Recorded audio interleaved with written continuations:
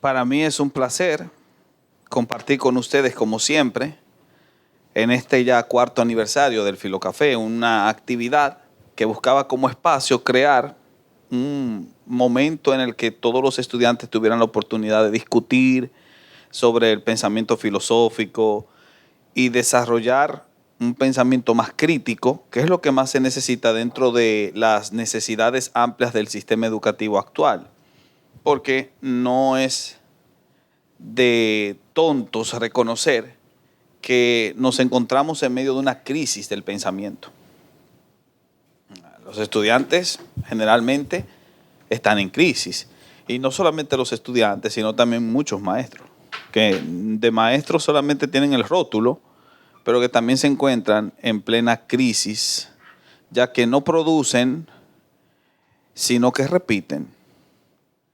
De ese modo, entonces, nosotros hemos querido desde hace ya 4 años querer estimular un pensamiento creativo y hemos logrado. Hemos obtenido muchos resultados. Resultados que a largo plazo, cuando uno los ve, después de 4 años, uno dice, caramba, sí, se está viendo un avance.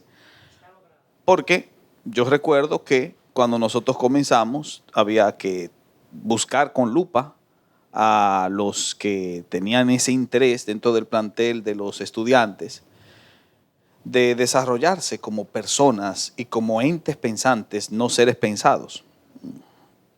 Y durante todo este periplo de tiempo que nosotros comenzamos colaborando con nuestro hermano Emilio Rodríguez, que por cierto se encuentra acá, nosotros pudimos descubrir pepitas de oro entre los estudiantes.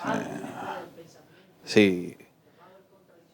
Nosotros pudimos encontrar pepitas de oro entre estudiantes. Muchachos que tenían pánico escénico y después comenzaron a desarrollarse como líderes. Incluso tenemos a un prospecto para la presidencia de la República entre nosotros que se formó en este Filocafé también y desarrolló otro de temática parecida llamado el Foro Social y que es nuestro hermano Juan Manuel, que también se encuentra con nosotros. Brillante, obviamente, futuro prospecto a la presidencia de la República, eso es algo que hay que mencionarlo. Y como no, también nosotros tenemos aquí a líderes del programa FDL, programa de formación teológica, FDL, formadores de líderes, que también han estado apoyándonos desde el principio y otros que se han ido agregando con el tiempo. Así que recordar lo que fue un Filocafé hace 4 años y lo que es el Filocafé hoy es prácticamente un logro. Porque los logros no se miden solamente en la cantidad. Hay personas que miden los logros en la cantidad. Pero la calidad es lo que determina el verdadero éxito de un proyecto de trabajo. Y la calidad se descubre cuando tú ves la fidelidad de personas que vienen, aunque no tienen el compromiso de venir y sin embargo lo hacen. ¿Por qué? Porque les gusta. Si nosotros logramos transmitir ese gusto por el conocimiento filosófico, que de por sí es reducido, siempre tendremos un grupo reducido porque no todo el mundo le gusta pensar, pero si hemos podido lograr que personas vengan aquí simplemente porque desean aprender más, es lógico entonces que nosotros podremos sentar un precedente en nuestra generación. Así que el Filocafé es un espacio de reflexión que es para todos, donde no hay expertos, sino más bien donde hay constructores de pensamiento. Y esperemos, con Dios delante, que este proyecto pueda seguirse manteniendo todos los meses, tal y como ha seguido haciéndose, para que en un futuro, ya cuando sean que se cumplan 5 años, que sería el próximo año, o ya sea que se cumplan 10, nosotros podamos tener al final no solamente un quórum mucho más estable, sino también un video de recuentos históricos que nos permita ver esa trayectoria en la pantalla. Así que gracias por venir y me siento complacido, ya que creo que este será mi último Filocafé con ustedes por ahora, ya que estaré fuera del país por mucho tiempo. Así que desde esa perspectiva, este momento es también un momento especial para mí. Así que les pido un fuerte aplauso por lo que acabo de decir. Muy bien. Se suponía que teníamos que presentarlo con un data show, pero por razones ajenas a la voluntad de todo el equipo, hoy vamos a tener que hacerlo con la imaginación. Imaginar todo lo que digo con las palabras. Sí, en un futuro esperemos nosotros poder desarrollar como taller este tipo de temática y entonces en esa ocasión sí se podrá presentar lo que tengo en la pantalla frente a mis ojos. Así que el tema que nosotros vamos a desarrollar se llama los derechos humanos, deconstrucción o transformación social. Los derechos humanos, deconstrucción o transformación social. Quiero externar mi agradecimiento a la Organización de los Derechos Humanos para los Jóvenes, que son los que nos han facilitado el material que ustedes tienen en sus manos y que de por sí ya es suyo. Es un regalo, obviamente, del equipo de biblioteca, del equipo del Filocafé, incluso del equipo de FDL y por último de Juventud para los Derechos Humanos, que nos facilitó ese material. En ese material ustedes van a encontrar un recuento de cuáles son los 30 derechos fundamentales de la Declaración de los Derechos Humanos abrazada por la Organización de las Naciones Unidas, y lo que nosotros vamos a ver es, tomando ese cúmulo de derechos como referencia, analizarlos, preguntándonos si esos derechos se pueden deconstruir o esos derechos pueden ser un eje de transformación para la sociedad. ¿Y por qué tomamos este tema? Sencillo, porque el término de construcción se ha vuelto muy de moda. Está de moda en la palestra, principalmente abrazado por los grupos que defienden el matrimonio homosexual, el aborto y lo que llamamos la agenda LGBTIQ, que por cierto está siendo patrocinada dentro de la Agenda de Desarrollo Sostenible de la ONU. Lo que quiere decir es que como término, el deconstruccionismo se ha convertido en un referente interesante para poder justificar ciertos tipos de protestas que asumen una perspectiva global y que al mismo tiempo intentan imponerse como ley, batuta y constitución. Es decir, los que promueven los derechos de los transexuales exigen, obviamente, que sus derechos sean respetados e imponen su perspectiva sobre aquellos que no están de acuerdo con su ideología de género. Y lo mismo pasa con los grupos proabortistas, como también hablamos con los grupos que luchan por los derechos de los animales, que también están dentro de este conjunto y que entienden que así como los seres humanos tienen derechos, los animales también, y por ende los animales deben ser cuidados en ocasiones por encima del ser humano. De modo que los eslogans, incluso de estos movimientos activistas, tienden a ser tan agresivos como este que dice, come hombres, no comas gallinas.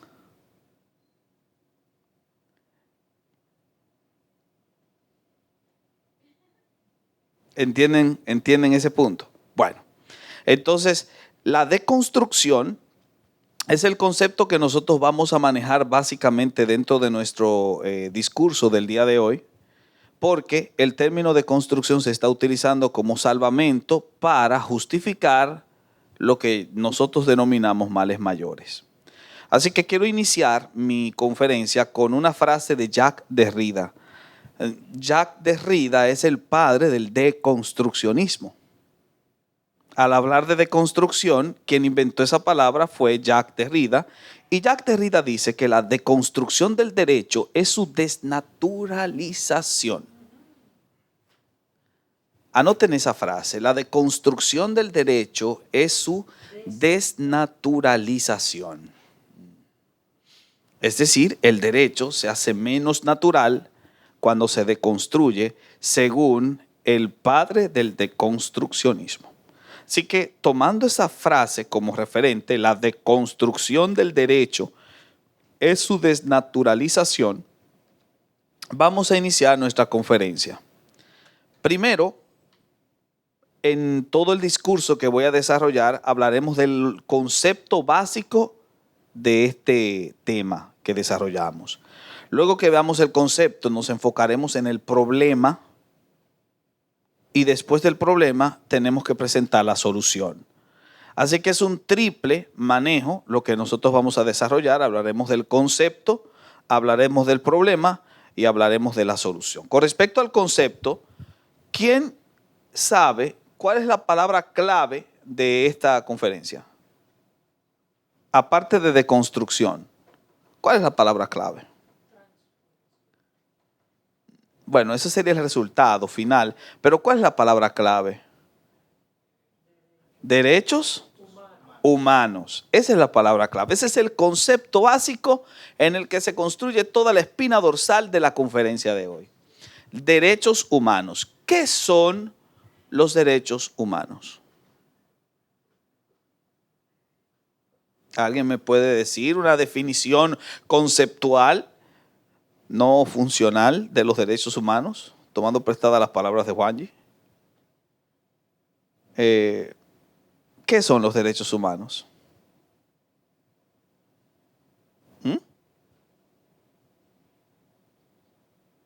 ¿No hay nadie que diga? Caramba. Ahí está el micrófono, por cierto. ¿Qué son los micrófonos? ¿Qué son los derechos humanos?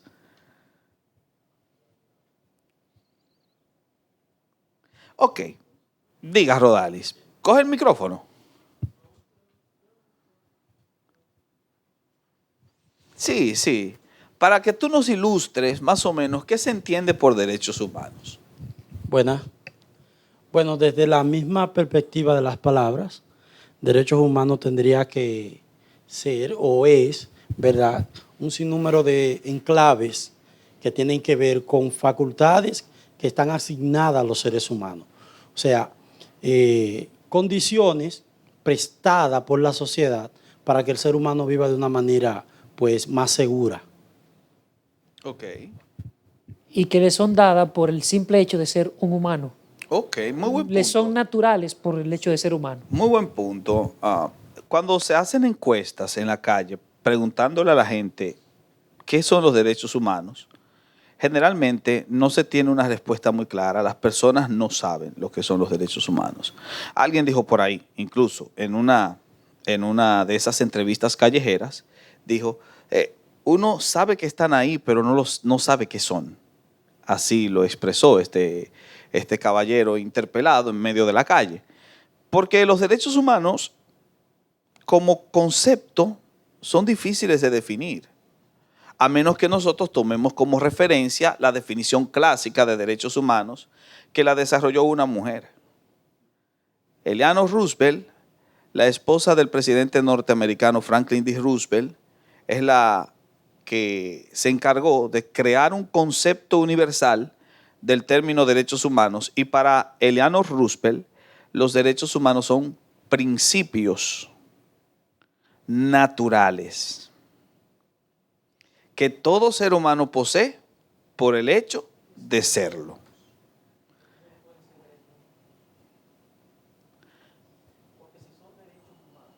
Uh-huh. Gracias por la pregunta, porque si vamos a contestarla, tendríamos que partir hacia la fuente de los derechos. ¿Cuál es el origen de los derechos? Cuando dices quién te los da, es quién los provee. Ahora, todavía no hemos entrado ahí. Estamos en esta conceptualización básica de qué son los derechos. Dice Eleanor Roosevelt que los derechos son principios naturales. Ella entiende que son naturales porque ha tratado de heredar esa visión que tenían los romanos de la ley natural. Esa ley natural que todos los seres humanos poseen y que en la Revolución Francesa, que también hubo una declaración de derechos, se veían como derechos naturales.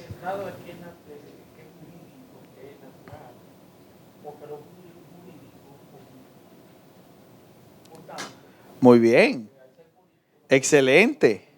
De ahí entonces que nosotros tendríamos que partir de la primera palabra de ella, principios, y ya se escapa del ámbito de lo jurídico y se interna dentro del ámbito de lo ético y lo moral.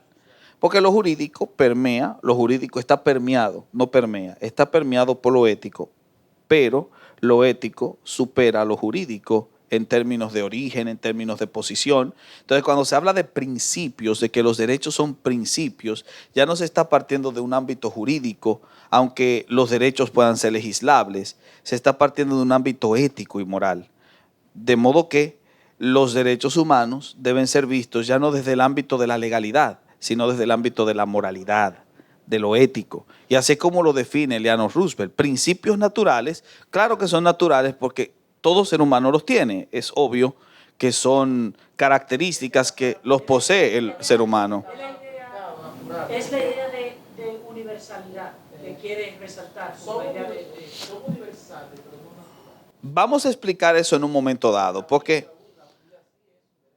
la definición de Eleanor Roosevelt lo que trata de presentar son 3 características sobre los derechos humanos. Número 1, que los derechos humanos, al ser principios, son categorías. Categorías. Segundo, que son naturales. Y tercero, que son humanos. Y ahí vamos a aclarar cada uno de estos puntos para entender qué es lo que quiere decir Eleanor con su definición. Que los derechos humanos son categoría nos recuerda mucho a Immanuel Kant, el gran filósofo alemán, que llegó a desarrollar una concepción moral en base a la idea de categoría. ¿Qué son las categorías? Las categorías son órdenes o asignaciones imperativas. El hecho de que sean asignados los hace imperativos y el hecho de que sean imperativos los convierte en orden, porque lo imperativo es una orden. Cierra la ventana es un imperativo, ¿verdad?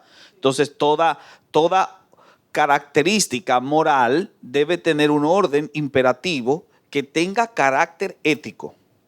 De hecho, el mismo Kant define que hay 2 tipos de categorías, que son las categorías a priori y las categorías a posteriori. La diferencia entre una categoría a priori y una categoría a posteriori es que las categorías a priori son principios, mientras que las categorías a posteriori son reglas que dependen de los principios. Un principio a priori sería el no matarás. Esa es una categoría a priori que tiene que ver con el respeto a la vida. Ahora, de esa categoría a priori se pueden derivar muchísimas reglas que son a posteriori, que dependen mucho de esa categoría. Por ejemplo, regulaciones sobre el control de la delincuencia sería una categoría a posteriori que trata de velar por un principio a priori. Es decir, nosotros entendemos que matar es malo, por ende tenemos leyes que castigan al que mata y también leyes que regulan el hecho de que se mate o no se mate. Y esas reglas que nacen de los principios son a posteriori porque vienen después del principio, pero el principio es a priori porque está antes de. Entonces,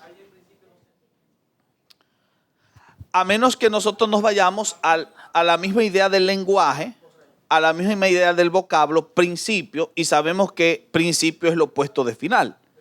Entonces, si es así,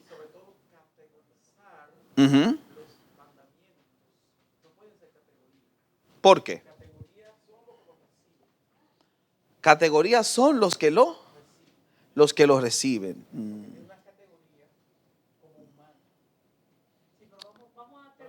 Ok.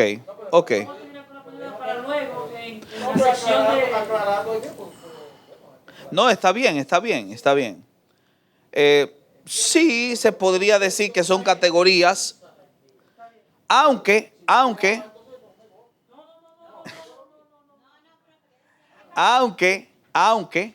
nosotros deberíamos ver una diferencia entre lo adjetivante y lo categórico. Ahí sí.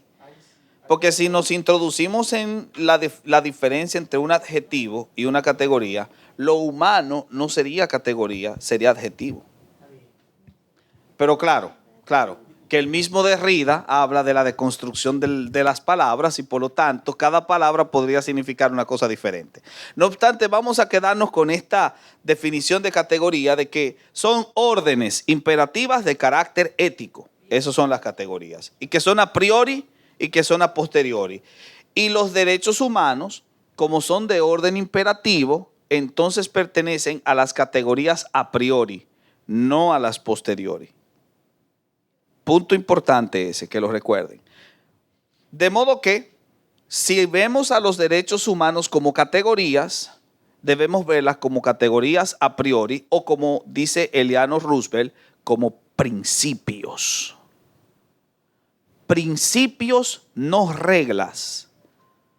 El carácter reglamentario de los derechos humanos, desde la definición del concepto, haciendo una deconstrucción de la palabra, desde la definición del concepto, es una estupidez. Es decir, de creer que los derechos humanos son reglas a seguir, es no entender el significado concreto de la palabra derecho. Los derechos en este caso son imperativos categóricos, son principios. Pero si tú ves en categoría, no tendría que llamarle que si son buenos o son malos. Ese sería otro punto. Pero dentro del concepto mismo del derecho, nosotros tenemos que anular la idea de reglamentación. Y esto es importante porque la mayor parte del debate entre las comunidades LGBTQ y también las feminazis, como le dicen ahora, se amparan en la idea de que los derechos son reglas que se deben seguir, reglamentos que hay que imponer con la fuerza del orden. Sin embargo, si nosotros los vemos desde el análisis del concepto, los derechos humanos no son reglas que se legislan, son órdenes imperativas que todo ser humano posee en sí mismo por el hecho de serlo, y eso lo convierte en una categoría a posteriori. ¿Por qué? ¿Qué quiere decir? Perdón, a priori. ¿Qué quiere decir categoría a priori? Que los derechos humanos son universales y absolutos. Todo ser humano los posee, sin importar su color de piel, su etnia, su condición socioeconómica. Todo ser humano posee estos derechos porque son absolutos, son universales. Y eso es lo que quiere decir categoría. Así que la primera idea que nosotros podemos destacar es que los derechos humanos son universales. Pero no pueden ser absolutos. Absolutos son los 10 mandamientos. Lo que pasa es que yo cuando hablo de absoluto me refiero a al carácter de universalidad. Ese es como yo lo veo desde esa perspectiva. No, está bien, no te preocupes. Está excelente. Yo lo veo desde la perspectiva de que la universalidad determina la absolutidad. Ya eso sería otro tema si hay que diferenciar ónticamente estas dos palabras. Tú estás partiendo desde la ética kantiana. Uh-huh. Ahora, sí, por cierto, hay un micrófono ahí, cualquier cosa pueden utilizar el micrófono, pero vamos con la segunda acepción. ¿Usted quiere decir algo, por favor? Sí, con relación a lo que cuando dice universal, ahí yo estoy de acuerdo con que esas son absolutos, porque y no es que se aplican solamente, por ejemplo, en la República Dominicana, sino que es a nivel mundial, según los derechos de la ONU. O sea, en ese sentido, sí podemos pensar que son absolutos, si hablamos que son universales. Es así como lo entiende la Organización de Naciones Unidas por el mismo hecho de la naturaleza de la organización. O sea, es una organización que se ve dirigida desde una política de orden global, abarcando la globalidad misma del planeta, de modo que cuando ellos hablan de derechos humanos están haciendo referencia a esa idea de universalidad. Ahora, el concepto de verlo como absoluto, dependiendo de lo universal o que la característica del derecho como elemento universal lo hace absoluto, ya es una discusión que escapa al terreno de del mismo discurso de la ONU y entra en otro campo que nosotros vamos a desarrollar al final de este tema. Así que, ¿qué dijimos? Número 1, estamos hablando de derechos humanos y partimos de la idea de definir lo que es el derecho humano. Vimos que la definición estrella es la desarrollada por la esposa del presidente Franklin D. Roosevelt en 1946, la definición de ver a los derechos humanos como principios naturales que todo ser humano posee por el hecho de ser un ser humano. Número 1. A partir de ahí, nosotros sacamos 3 ideas. La primera idea es que los derechos humanos son universales por el hecho de que son categorías. Son categóricos, por lo tanto son universales, porque la idea de categoría a priori en Kant implica el concepto de universalidad y el concepto de universal también en Kant implica un concepto de absolutidad. Son absolutos porque son universales y todo ser humano los posee. Lo segundo que se saca de esa definición es que son naturales. Aquí viene el problema con lo natural. ¿Quién es que desarrolla el concepto de la naturalidad de los derechos humanos? Bueno, los pensadores franceses, pero en especial Voltaire. Voltaire desarrolla la idea dentro del fragor de la famosa Declaración de los Derechos Humanos y Universales que se explotó desde el discurso de la Revolución Francesa. Voltaire decía que los derechos humanos son principios propios de la naturaleza humana. Para Voltaire, la idea de verlo como natural tiene que ver por el hecho de que proceden del sujeto, del humano, del ser humano, y lo distinguen a él de los animales. O sea, los derechos humanos son naturales porque son innatos del sujeto, porque el sujeto nace con ellos. Es decir, cualquiera de los derechos que sean enumerados, como el derecho a pensar libremente o libertad de expresión, el derecho a transitar, que es otro de los derechos que se ha mencionado, el derecho a un juicio, el derecho a ser inocente hasta que se demuestre que tú eres culpable, todos esos derechos, que son 30 en especial, son innatos del sujeto. El sujeto no los compra, el sujeto no los pide, no los encarga, sino que nacen directamente de él y de ahí su naturalidad. De ahí que sean naturales por el hecho de que son innatos y le diferencian de los animales. ¿Quiere decir que los animales no tienen derechos? Por supuesto que no quiere decir eso. Los animales tienen derechos como criaturas, pero cuando se habla de derechos humanos, y recuerden que estoy partiendo no de mi discurso, sino del discurso de Voltaire. Cuando se habla de derechos humanos, se está hablando de eso, humanos, y los animales no son humanos. Así que el argumento que utilizan los organismos de defensa de los derechos animales, tomando como referente a los derechos humanos, es un absurdo total. Porque los derechos humanos son naturales por el hecho de que el hombre posee características, obviamente, que necesitan ser protegidas, características que los animales no poseen. Por ejemplo, ese derecho que dice libertad de pensamiento no podría ser aplicado a un animal.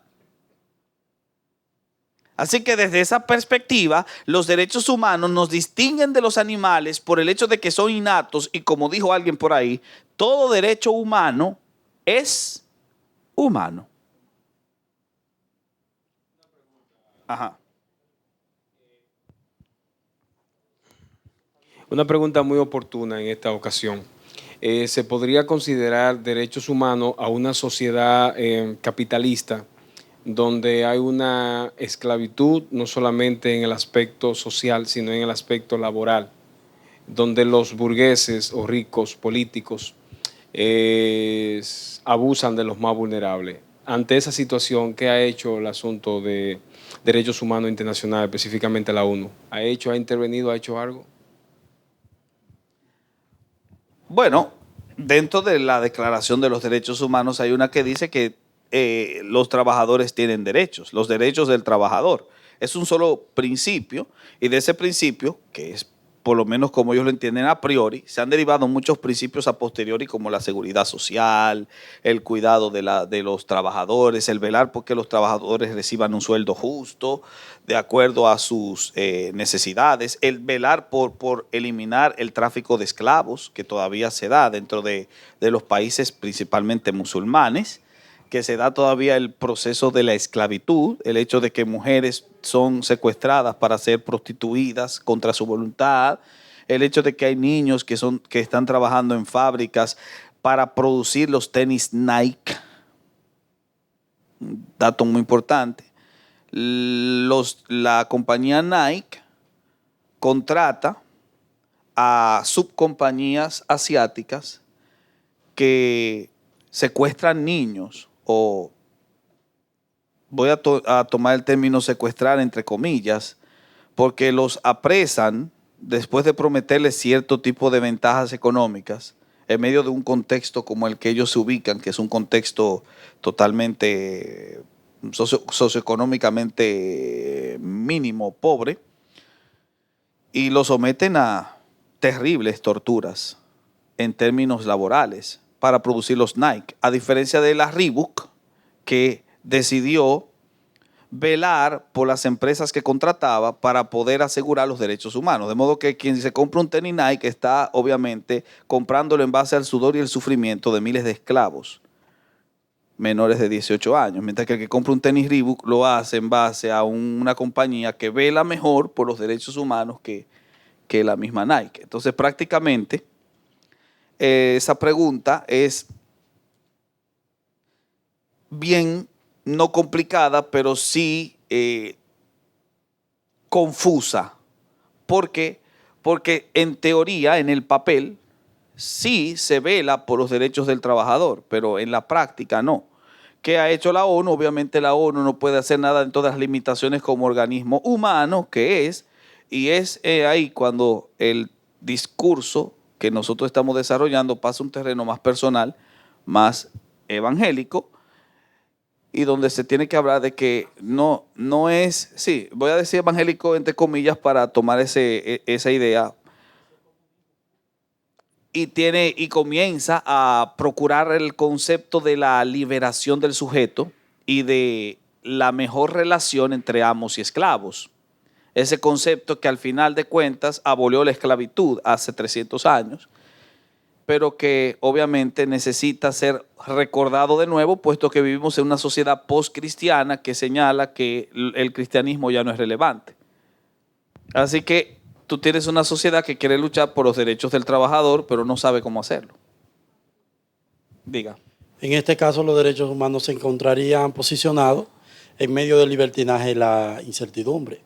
O sea, en una sociedad como la que define nuestro hermano Kelvin, o sea, los derechos humanos sí están, porque al ser definidos como principios naturales, de los cuales todos tenemos derecho, están ahí. Bueno, en su... Sí, están ahí o se supone que están. Sí, en su aplicación hay muchos derechos. Ese es el punto. Entonces, ahí es donde está el liberalismo, y el liberalismo en el que vive la sociedad y la incertidumbre en la que viven los que no lo reciben. De ahí que lo que se sostiene es que si queremos lograr un cambio, debemos comenzar nosotros por procurar ese cambio, que sería el mensaje básico del Evangelio. Pero, por ejemplo, a mí algo que me preocupa es el hecho de que hoy en día se le está dando más importancia a la agenda LGBT que a otros derechos que sí son mucho más pertinentes. De hecho, nosotros vamos a entrar a ese punto. No. Sí, está bien. Bueno, si es así, No, pero que está bien. termine, tu idea. que termine la...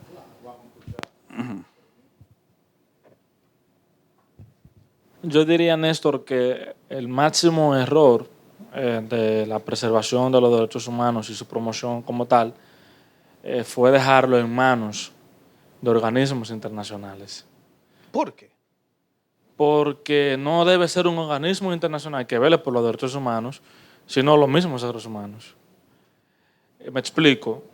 Cuando hay una sociedad que no se identifica con el organismo internacional, Sí. ¿tendrá o no derechos humanos? Sí los tiene. De Entonces, ahí. eso es un rol Ajá. que le compete a la sociedad como tal Sí. y al órgano que vela por esa sociedad, que es el Estado.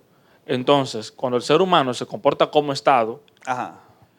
sí puede haber un Estado de Derecho, puede haber gobernabilidad democrática y por consiguiente se va a proteger, a promover y a aplicar los derechos humanos que nosotros tenemos y que estoy de acuerdo contigo que son inherentes. Ok.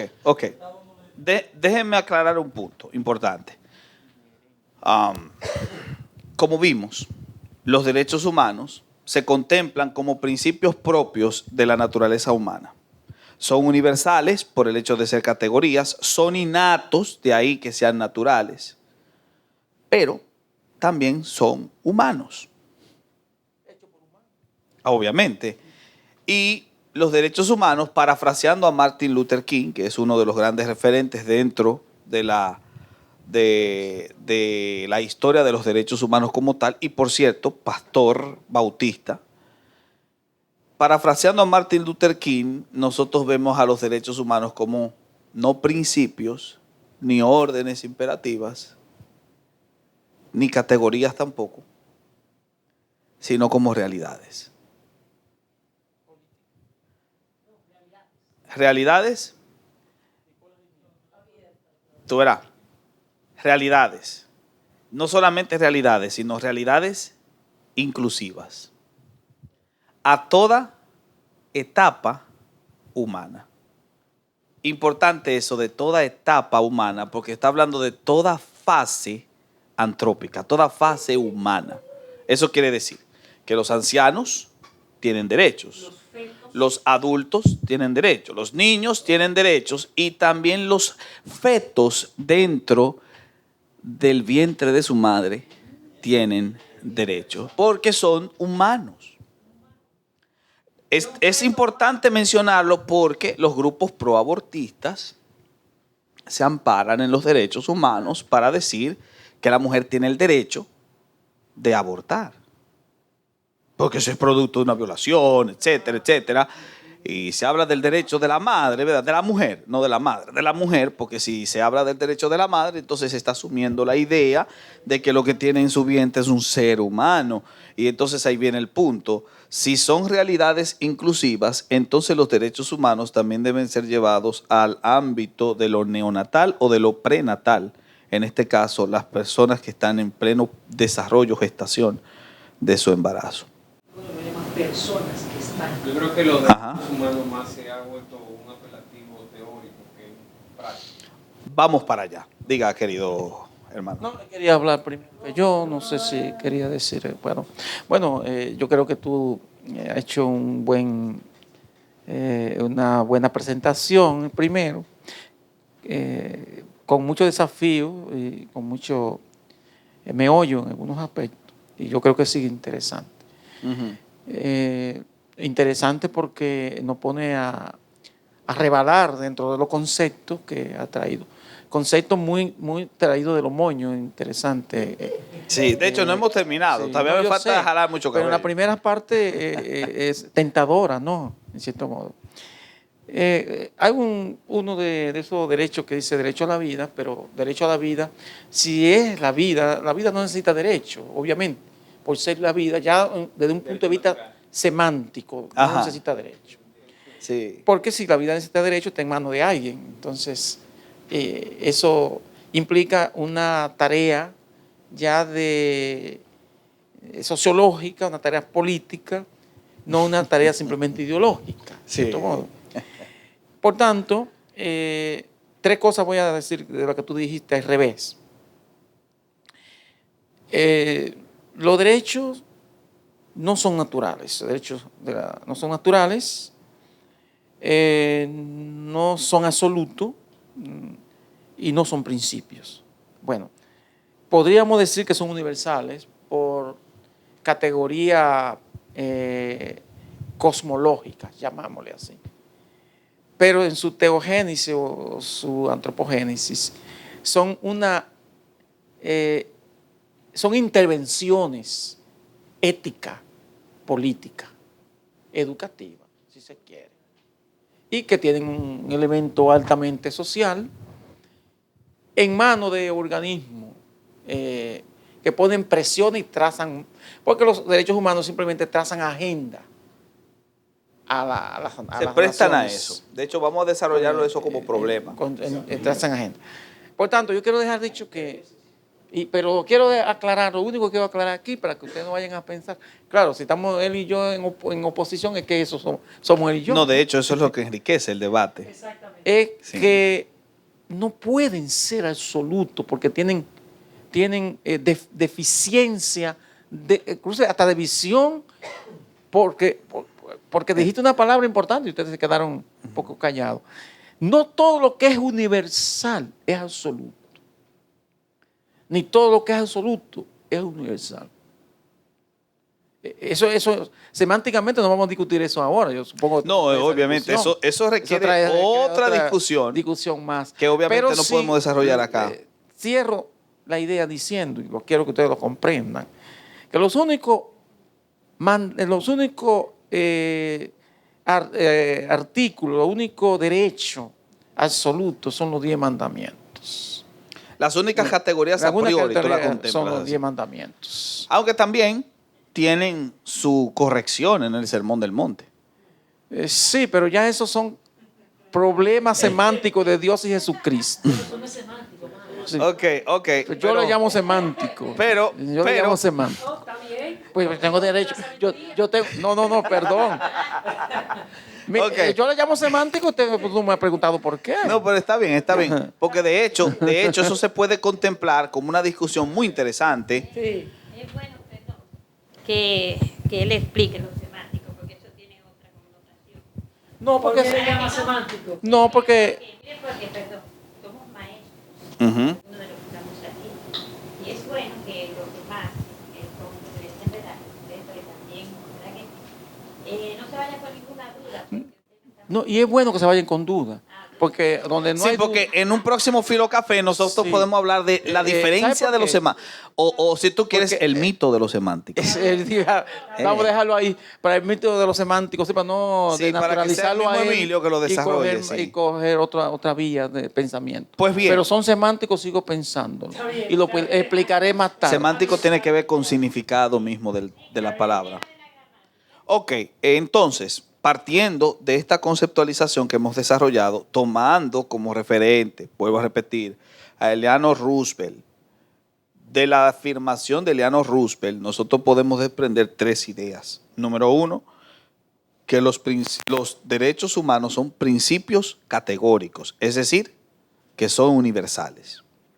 Número 2, que son naturales, es decir, son innatos y nos diferencian de los animales. Y número 3, que son antrópicos, es decir, humanos, y que tienen que afectar a toda etapa humana, incluyendo al feto, de modo que cualquier grupo proabortista no podría tomar como referente la Declaración de los Derechos Humanos para justificar su discurso.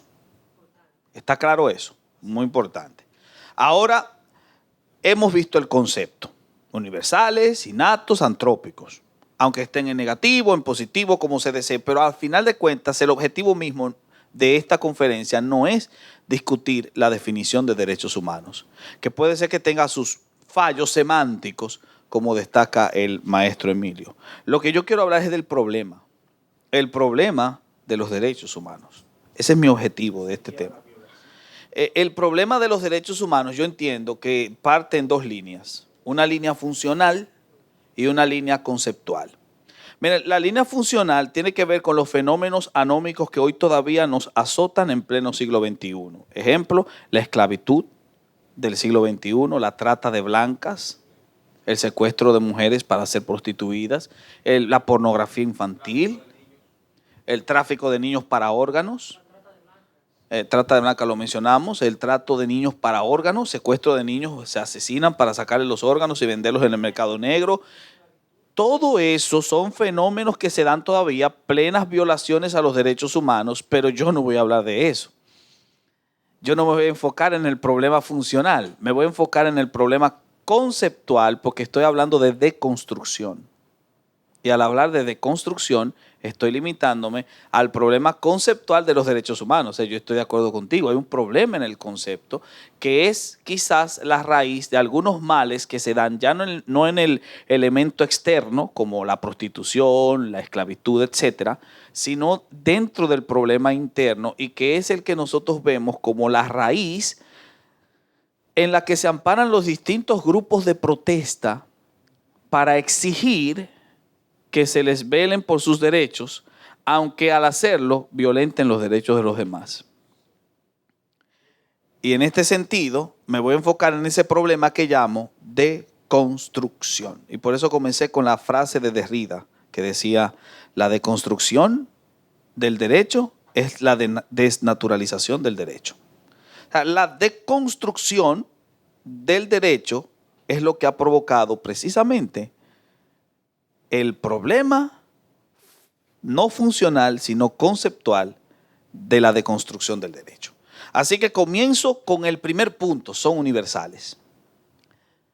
cuando tú dices que son universales, aunque semánticamente hablando, y eso es otro tema, no tenga que ver con lo absoluto. Sin embargo, vamos a hablar ya de lo absoluto, el carácter absoluto del principio, el carácter absoluto del derecho. El problema con la deconstrucción del derecho es que se trata de ver al derecho ya no como absoluto, sino como relativo. La moral descansa sobre bases relativas, es decir, cada persona tiene una opinión de cuál es su derecho y por ende, como cada persona tiene su opinión en torno a lo que es el derecho, entonces no necesariamente yo debo entender como derecho lo que el otro entiende como derecho. Al hacerse de ese modo, al colocarle una base relativa a la moral como tal dentro de la deconstrucción del derecho, el derecho pierde su carácter universal y se vuelve opinable. Eso quiere decir que el derecho comienza a ser una discusión en torno a opiniones. ¿Y qué es lo que se opina que es derecho y qué es lo que se opina que no es derecho? Ahí tienes tú a la madre embarazada que dice que ella es dueña de su cuerpo y por ende ella tiene el derecho de abortar. Se convierten en opiniones porque se vuelven relativos al perder su carácter absoluto. De ahí la necesidad de que sean absolutos, porque si no, en ese caso, serían opinables. Lo segundo tiene que ver con el punto 2, son innatos. Bueno, si son innatos, cuando se deconstruye esa concepción de lo natural del derecho, entonces nosotros caemos en la idea de que los derechos deben siempre ser amparados mediante la ley. Deben regularse mediante la ley porque ya no son naturales, son legales. Al quitársele ese carácter de naturalidad, entonces el derecho se convierte en institucional, que fue lo que destacó Juan Manuel ahorita. Y al convertirse en institucional, entonces nosotros vamos a tener a instituciones como el Estado que van a imponer los derechos de unos sobre los de otros. Que es lo que vemos en el caso Trudeau en Canadá, que a favor de los intereses de una comunidad a la que me imagino que pertenece, la comunidad LGBTQ, incluso una persona que decida no hacerle dentro de un negocio propio de repostería, si se acerca una pareja de homosexuales que quiere casarse, el sujeto en su derecho de elegir a quién le hace el bizcocho o a quién no se lo hace, decide no hacérselo simplemente porque no quiere a esos clientes, inmediatamente puede ser encarcelado. O leyes más estúpidas como encontramos en Bélgica, donde hay que obligar a los hombres a que orinen sentados porque hay que tener igualdad de género. Y si el hombre orina de pie, entonces va a la cárcel. Desde ese punto, al ser institucional, el derecho se convierte en impositivo y deja de ser derecho porque se vuelve parcial. Disculpa, o peor aún, que ya vemos grupos feministas invirtiendo la carga de la prueba. Ah, sí, el problema de la carga de la prueba. Sí, ¿verdad? o sea, un derecho fundamental que lo tenemos acá, que es que yo soy inocente mientras se demuestre lo contrario. Ellas quieren invertirlo para que si una mujer me acusa a mí de que yo abusé de ella, yo soy culpable hasta que yo demuestre lo contrario. Hasta ese punto se está desnaturalizando. Gracias por decir, porque es importante el concepto natural aquí, porque la desnaturalización del derecho es lo que va a llevar a la institucionalidad del derecho, y la institucionalidad del derecho entonces se convierte en parcialidad del derecho de uno sobre los derechos de otros, diga. Hubo un caso muy paradójico, y es que hoy en día se cree vender la idea de que las feministas, el lobby gay, son los defensores de los derechos humanos. Uh-huh. Y el más lógico de todos esos derechos es el derecho a la vida. Entonces, hace como 2 semanas, una mujer que tiene un hijo, al parecer es lesbiana, y tiene una pareja. Uh-huh. Resulta que el niño, ellas se le están obligando al niño a ser niña. Y le cortaron el pene. Sí, Y finalmente le quitaron la vida. Lo mataron. Entonces, Creo que lo mataron. Entonces, tú eres defensora de los derechos humanos y precisamente le violas el derecho a alguien. Una pareja de lesbianas, eso no hace tanto, le cortó el pene al niño que adoptaron. Sí, porque lo adoptaron. Al niño que adoptaron le cortaron el pene, pero lo querían niña, y luego entonces lo golpearon. Y el niño murió por traumas craneales y traumas en el torso. O sea, un crimen de odio. Y la Tomando ONU, el término entonces, que ellos utilizan. Entonces, ¿y la ONU qué dice? No, la ONU no hace nada, porque al final de cuentas la ONU solo es bla, bla, bla, bla, bla. Al final de cuentas Trudeau, que es miembro de la ONU, justifica ese tipo de males porque al final de cuentas está enfocado en los intereses de un solo grupo. Y ese es el gran problema de los derechos humanos. Cuando se desnaturalizan los derechos humanos, entonces comienzan a tener errores, como dice el profesor Emilio, vacíos, huecos, errores epistemológicos. Porque es un error grave y hasta contradictorio cuando tú tienes derechos como el derecho de libre expresión. Y sin embargo, por tu opinar en un programa de televisión que tú no estás de acuerdo con la ideología de género, te llevan preso. ¿Y dónde está la libertad de expresión? Se convierte en autoritario, se convierte en dictadura. Entonces, a final de cuentas, no hay coherencia porque se ha desnaturalizado al deconstruirse.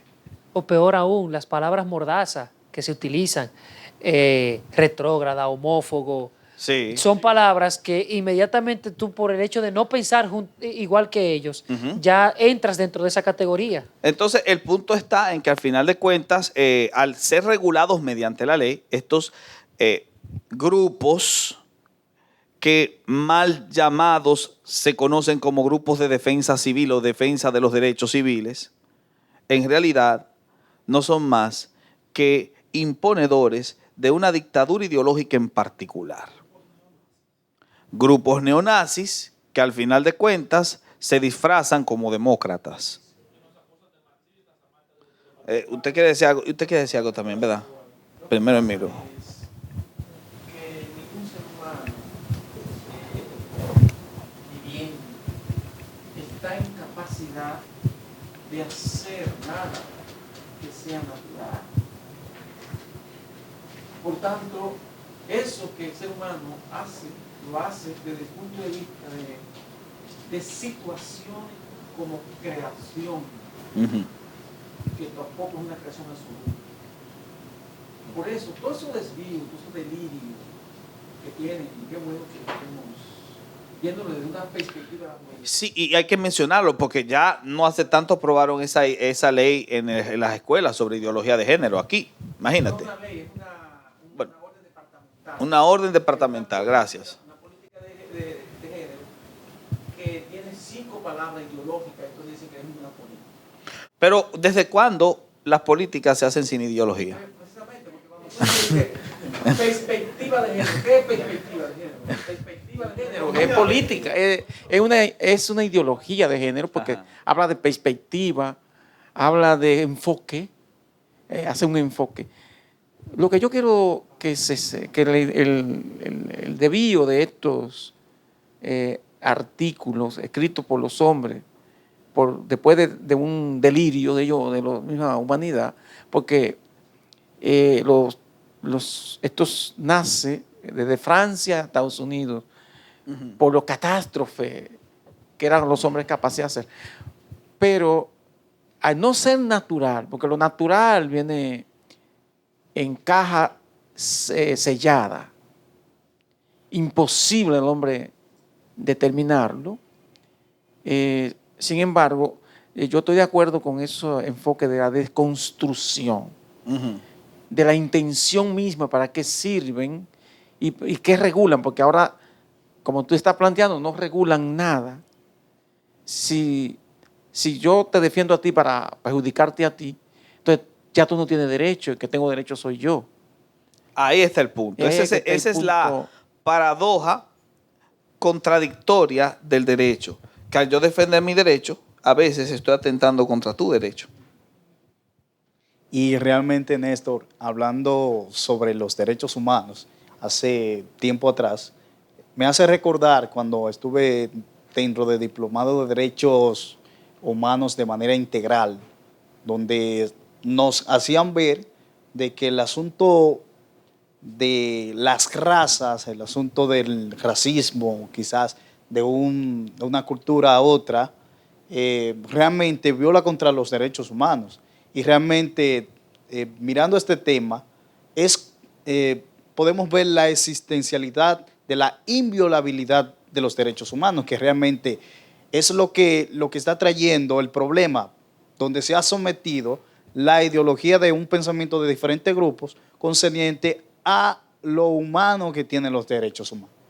Ese es el problema, que los derechos humanos ya no se están viendo como la base fundamental de lo que debe de tener el ser como tal, sino que en base a lo que a mí respecta, no me choca ese problema, entonces yo puedo ofenderte a ti, pero un derecho me dice que no lo haga, pero para ti sí.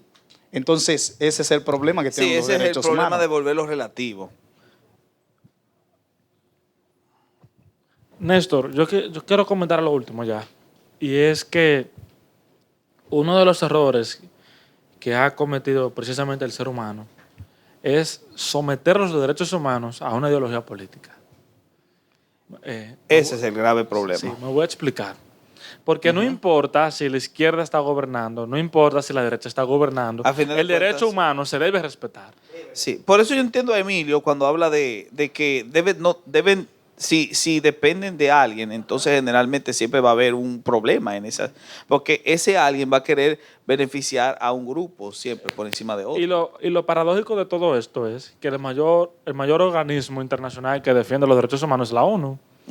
Entonces resulta que la ONU es un organismo que está como albergando todas las personas comunistas, socialistas, liberales, de izquierda, etcétera, etcétera.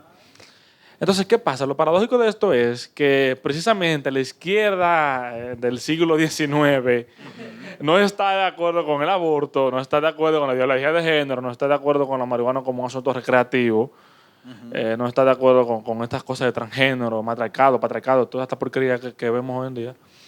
Y precisamente cuando con esa izquierda se dio cuenta de que no podía vencer a la derecha en cuanto a lo económico, decidió vencerlo de manera cultural. Y lo peligroso de todo esto es que si los derechos humanos los aplicamos a las diferentes culturas, entonces el marxismo puede vencer. Y lo peligroso es eso, es precisamente que venza. Y debemos contrarrestar esa idea de que los derechos humanos hoy en día pueden ser defendidos por personas que apoyan la ideología de género, apoyan el aborto y toda esa agenda global que precisamente responde a una ideología política. Entonces lo que se supone es que deberíamos tener un planteamiento diferente. Claro. Ok, vamos a hablar de eso. Déjame terminar esta parte. Al resaltar el problema, nosotros hemos mencionado que el problema real es la deconstrucción del derecho.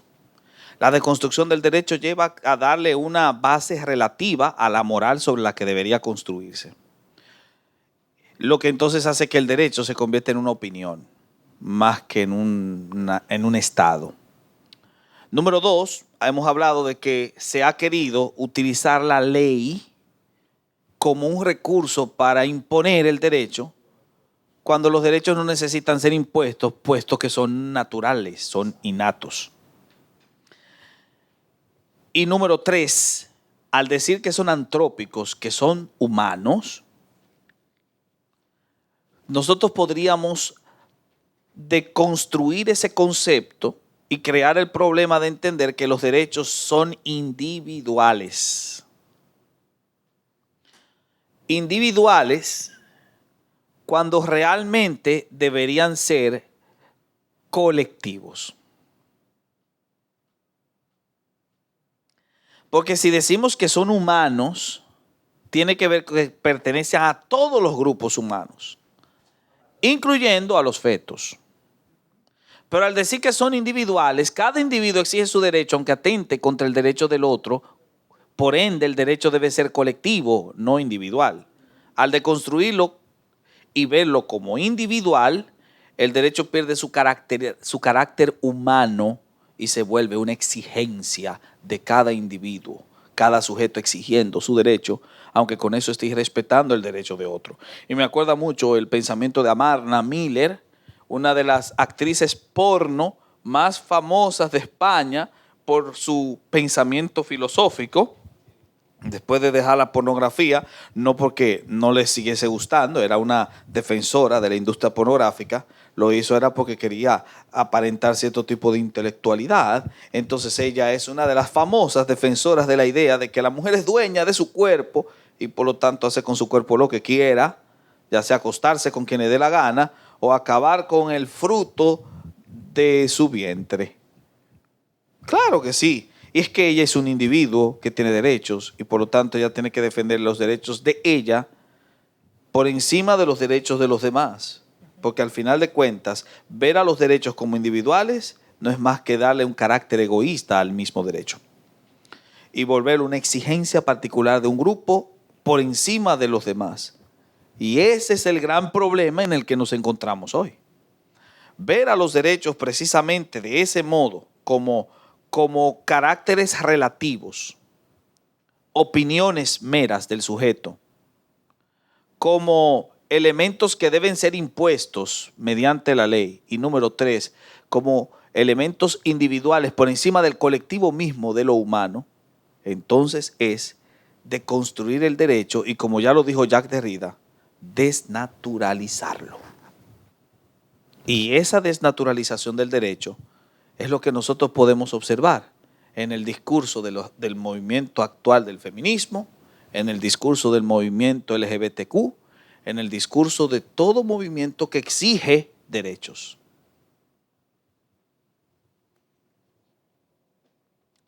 Ahora, si ese es el problema, ¿cuál es la solución? Yo creo que la solución es clara. Si el problema es desconstrucción, la solución es transformación. Por eso se llama la conferencia Derechos Humanos de Construcción o Transformación. La deconstrucción es el problema, la transformación es la solución. Y la transformación debe ir a la misma raíz de los problemas. Por ejemplo, si se deconstruyó la idea, número 1, de que son universalmente absolutos y se le planteó en la deconstrucción como categorías relativas, nosotros debemos volver a plantear la idea de un absoluto para la moral, tal y como lo decía el escritor ruso Fyodor Dostoyevsky. Y el referente de la moral absoluta es nada más ni nada menos que Dios. O por lo menos así lo expresa Dostoyevsky. Si Dios no existe, todo es permitido. Diga. Entonces, la pregunta teológica es obligada. Obviamente, porque es Dios? ética. Ah, ¿cuál Dios? Sí, porque ¿qué es el punto? ¿Cuál Dios? Tú tienes una respuesta para eso. Okay. Bueno, en mi como teólogo cristiano, Ajá. mi respuesta es clara. O sea, el único Dios que llena o que tiene el background, que tiene el currículum para poder ser ese Dios que necesita ese carácter absoluto, ese carácter ético y santo, el único Dios que llena esas características es el Dios.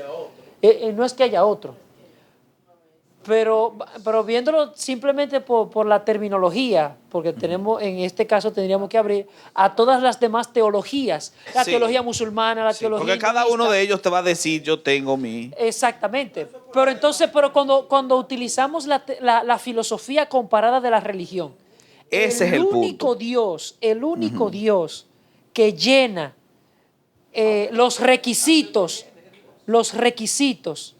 para ser ese referente es el Dios cristiano.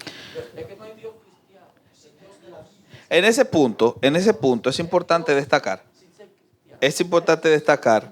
que la única opción absoluta para la moral es Dios.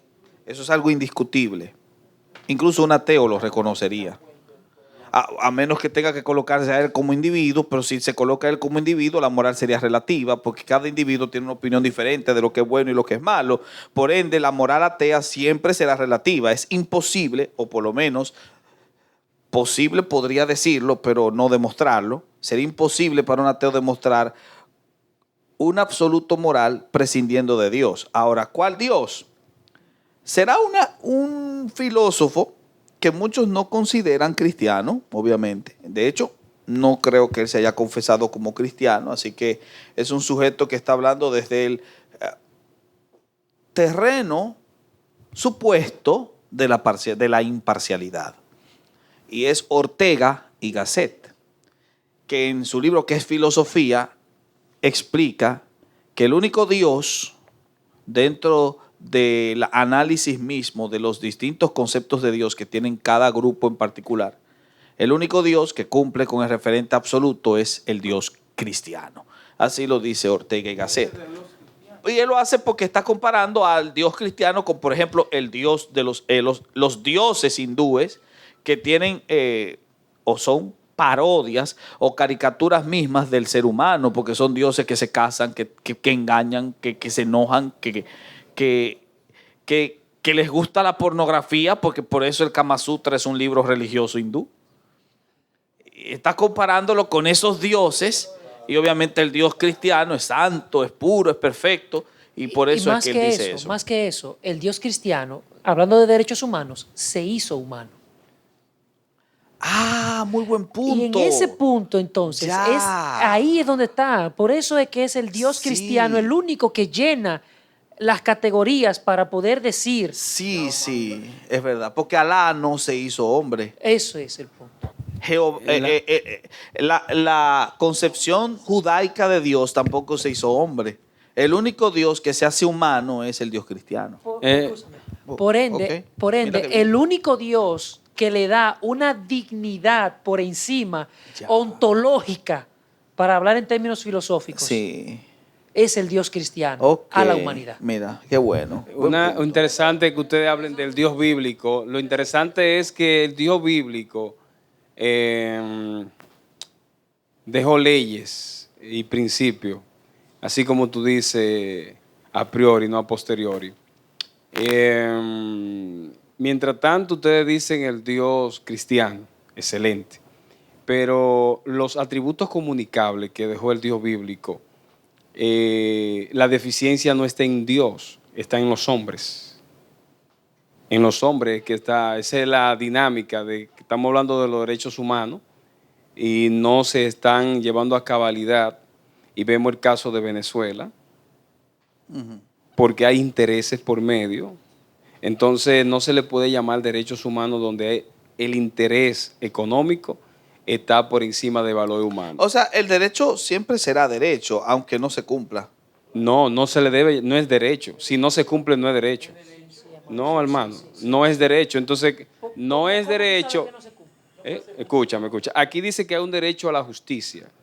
Ajá. Entonces no se puede la justicia aplicársela a uno y a otro no. Entonces eso no se puede llamar derecho. No, pero existe el derecho de la justicia, lo que no se está aplicando. Pero si no se está violando el derecho. Exactamente, entonces es una violación al derecho. Pero la violación del derecho no niega la no existencia del derecho. O sea, el derecho yo no sigue tengo siendo... problema con que el derecho existe, como apelativo teórico existe, pero en la aplicación no hay una correcta aplicación. No se aplica. Entonces, si no pero se aplica, sí se no se aplica, ¿qué bienestar trae a los países o a la sociedad?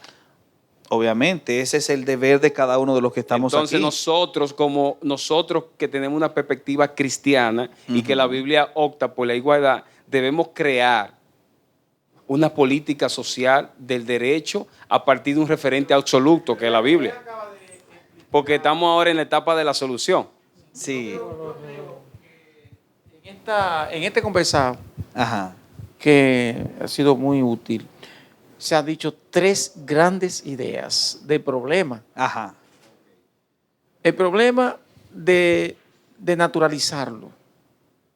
Ya no es natural porque la persona, al violarlo, ya le quita la naturaleza propia. Sí. Eso ha dicho, tú mismo lo has dicho ahí. Y segundo, he hablado de que en lugar de quitarle lo absoluto, se le ha quitado el criterio de absolutismo y se le ha puesto ahora el criterio de relativo. Ajá. O sea, yo lo miro desde la perspectiva mía y tú lo miras desde la perspectiva tuya. Y el poder el Estado tendrá que decidir. Ya le quita ese nivel de absoluto. Le queda, que no se le ha quitado porque creo que es difícil quitar eso, que sea universal. Sí. Pero ¿qué pasa? Si lo universal se enfrenta a lo individual, ya deja de ser universal. Porque y yo no sé por qué, hay una palabra que yo estaba esperando que no sé por qué no la Voy a decirla. No la ya dijiste. estoy entrando a la recta final. no le dijiste, que es, por ejemplo, una mujer no tiene derecho a ser violada. Claro que no. No hay derecho de violar a una mujer. Y ella no merece eso. Pero la violan y la mujer queda embarazada. Entonces, ahí hay un elemento que el que está dentro también tiene derecho. Y el que está afuera también tiene derecho. Por eso es que digo, es que ver a los derechos como individuales es el problema. Es el problema. Tú tienes que verlo como colectivo para que así también el feto se ve incluido Se dentro vincula- del paquete. Correcto. Ahora, La conciencia. la primera solución es ver a la moral como absoluta. Y para eso se necesita a Dios, para ver un absoluto moral. Es lo primero, así recupera su carácter universal. Lo segundo es que en vez de buscar igualdad ante la ley, debería procurarse el derecho a través, no es mediante la ley, sino ante la ley, esa es la idea. En vez de buscar el carácter sagrado del derecho mediante la ley, imponiéndose a través de grupos en particular o a través de la opinión del Estado, debería procurarse más bien la igualdad o el carácter sacro del derecho ante la ley. Esa sería la segunda solución. Si volvemos a tener un carácter sacro del derecho, no mediante la ley que impone, sino ante la ley que enseña y educa, entonces el derecho recupera su carácter natural, su carácter innato. Y lo tercero, y no menos importante, tiene que ver con ver al derecho humano en colectivo, no como individuo. La dignidad humana en colectivo permite recuperar el carácter antrópico del derecho. ¿Y quién mejor que el apóstol Pablo cuando lo dice? El apóstol Pablo explica que en Cristo todos somos uno. Y ya no hay hombre ni mujer, esclavo ni libre. Es decir, cada individuo se convierte en un solo grupo. Y la idea de salvación colectiva que puede rescatar el carácter humano del derecho, que se pierde al querer cada individuo opinar y exigir sus propios derechos en detrimento de los demás, la solución a ese problema descansa sobre el concepto de iglesia. Porque el concepto de iglesia, dentro de términos bíblicos, no es más que pueblo que ha sido unificado, donde todas las barreras de raza, La pared intermedia sexo, fue- etcétera, han desaparecido para entonces formar un solo grupo, un solo pueblo, que se ve a sí mismo como un solo hombre. De modo que esa individualidad de grupos que están defendiendo sus derechos por encima de los demás desaparece cuando esos grupos ven a los demás como hermanos. Que Jesús fue el que sentó las bases. Jesús dijo, Padre, que ellos sean uno, así como tú y yo somos uno. De hecho, el cristianismo eso es lo que ha hecho desde siempre. No recuerdo quién fue que me lo preguntó, ¿qué está haciendo? Bueno, fue Kelvin. ¿Qué está haciendo la ONU? No esperes que la ONU lo haga. La iglesia lo ha estado haciendo desde hace 2000 años. Y tomando prestadas las palabras de Juanji, que me lo mencionó en una ocasión, la iglesia lo ha hecho siempre, sin fondos, sin dinero, sin recibir nada del Estado. Déjennos trabajar. Así gritaba Juanji en una de sus conferencias. O sea, a final de cuentas, déjennos trabajar, que eso es lo que la iglesia ha estado haciendo, peleando por los derechos humanos. Fue la iglesia en Occidente que abolió la esclavitud con el trabajo de William Wilberforce y toda la herencia del puritanismo detrás de Wilberforce. Aún más, dentro de otros renglones debemos de ver la influencia del cristianismo.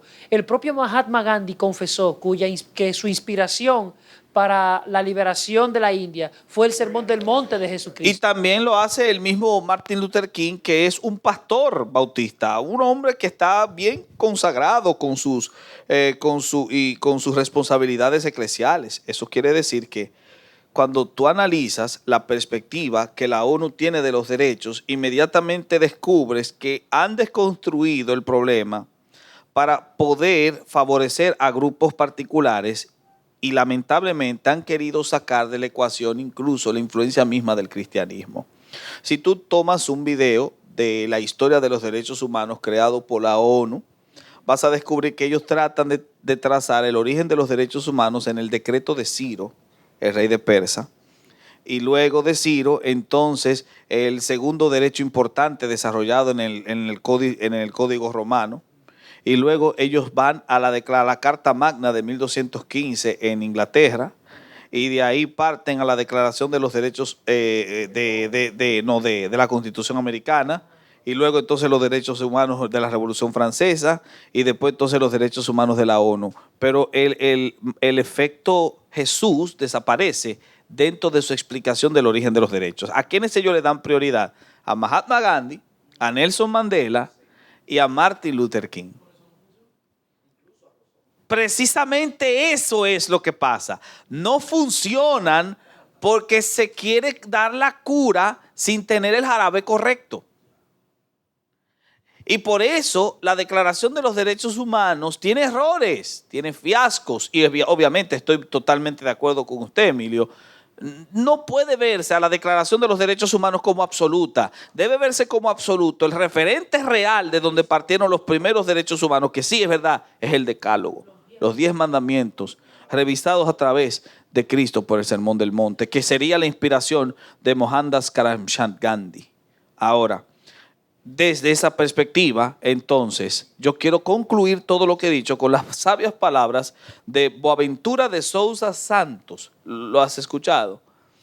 Dice Boaventura de Sousa, un crítico de los derechos humanos brasileiro: los derechos humanos son violados con objeto de ser defendidos. La democracia es destruida para salvaguardar la democracia. La vida es eliminada para preservar la vida.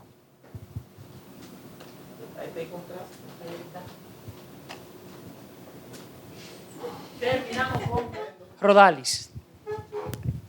Entonces, tú me estás diciendo que la Declaración de los Derechos Humanos se convierte nada más y nada menos que en un discurso cantinflero. Están ahí, pero nadie los entiende. Señores, el final de todo discurso es este. Teme a Dios y guarda sus mandamientos, porque este es el todo del hombre. Aquí encuentras, en la Biblia, encuentras tú ¿Sí? la verdadera declaración de derechos humanos. Allí, en el abandonado libro del Eclesiastés, un libro precisamente que trata de ver una mirada debajo del sol, de ver exactamente qué está pasando y encontrar que todo aquí, debajo del sol, una visión materialista de la vida, que es precisamente la visión que la filosofía detrás de aquellos teóricos actuales de los derechos humanos, entre comillas, es una óptica debajo del sol, una óptica totalmente materialista. Y aquel sabio israelita dijo: eso es vanidad y aflicción de espíritu. Más el fin de todo discurso es este: teme a Dios y guarda sus mandamientos, porque esto es el todo del hombre. Al final dio el cambio de perspectiva, una perspectiva de la trascendencia, darle al derecho humano lo que realmente es, el principio, que es Dios mismo haciéndose humano, dándonos a nosotros una cosmovisión real o como lo diría un autor, Jesús es el rostro humano de Dios.